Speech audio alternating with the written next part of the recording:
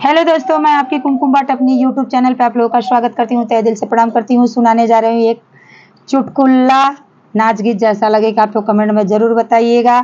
अच्छा लगेगा तो लाइक शेयर सब्सक्राइब ज़रूर करिएगा और कमेंट करके ज़रूर बताइएगा कि हमारा चुटकुला नाच गीत कैसा रहा। तो आप लोग सुनिएगा और अपना प्यार भरा कमेंट ज़रूर करिएगा।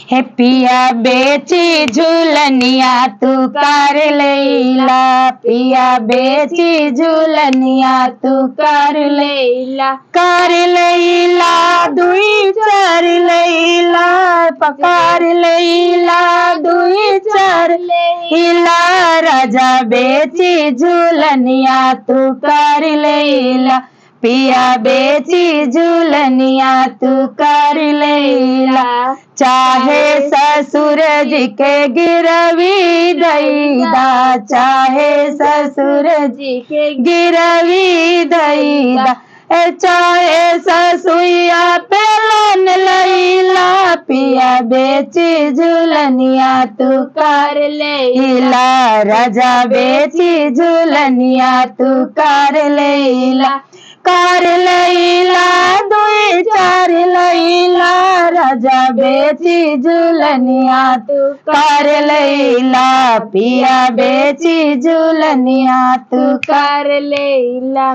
चाहे जेठ जी के गिरवी दैदा, चाहे जेठ जी के गिरवी दैदा, चाहे जेठनिया पे लोन लैला, पिया बेची झूलनिया तू कर लैला, राजा बेची झूलनिया तू कर लैला, कर लैला दुई चार लैला, पिया बेची झूलनिया तू कर लैला, राजा बेची झूलनिया तू कर लैला, चाहे देवर जी के गिरवी दैदा, चाहे देवर जी के गिरवी दैदा, अरे चाहे ननदिया पे लोन लैला, पिया बेची झूलनिया तू कर लैला, चाहे ननदिया पे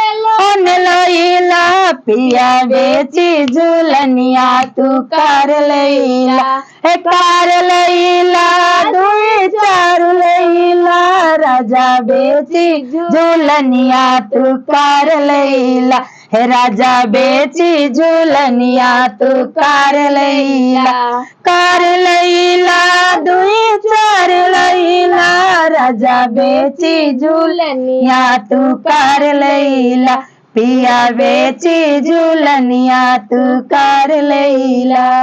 हेलो दोस्तों, ये हमारा चुटकुला नाच गीत कैसा रहा कमेंट करके जरूर बताइएगा। फिर मिलते हूँ नेक्स्ट वीडियो में, तब तक के लिए हर हर महादेव। प्रेम से बोलिए जय श्री कृष्णा, राधे राधे।